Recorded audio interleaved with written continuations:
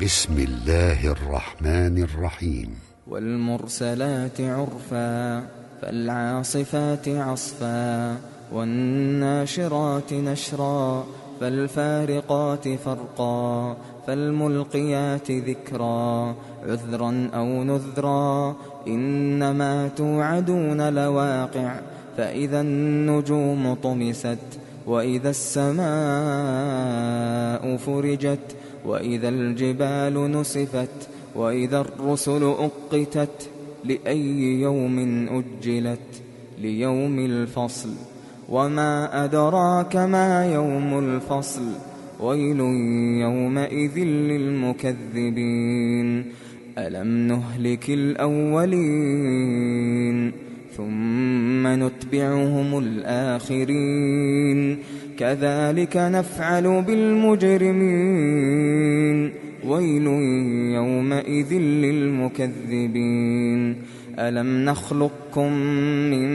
ماء مهين فجعلناه في قرار مكين إلى قدر معلوم فقدرنا فنعم القادرون ويل يومئذ للمكذبين ألم نجعل الأرض كفاتا أحياء وأمواتا وجعلنا فيها رواسي شامخات وأسقيناكم ماء فراتا ويل يومئذ للمكذبين انطلقوا إلى ما كنتم به تكذبون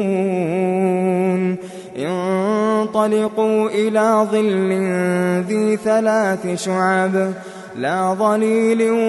ولا يغني من اللهب إنها ترمي بشرر كالقصر كأنه جمالة صفر ويل يومئذ للمكذبين هذا يوم لا ينطقون ولا يؤذن لهم فيعتذرون ويل يومئذ للمكذبين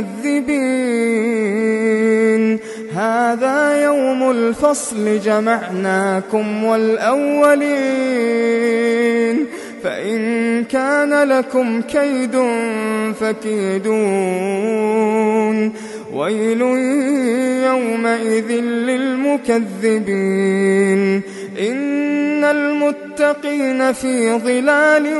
وعيون وفواكه مما يشتهون كلوا واشربوا هنيئا بما كنتم تعملون إنا كذلك نجزي المحسنين ويل يومئذ للمكذبين كلوا وتمتعوا قليلا إنكم مجرمون ويل يومئذ للمكذبين وإذا قيل لهم اركعوا لا يركعون ويل يومئذ للمكذبين فبأي حديث بعده يؤمنون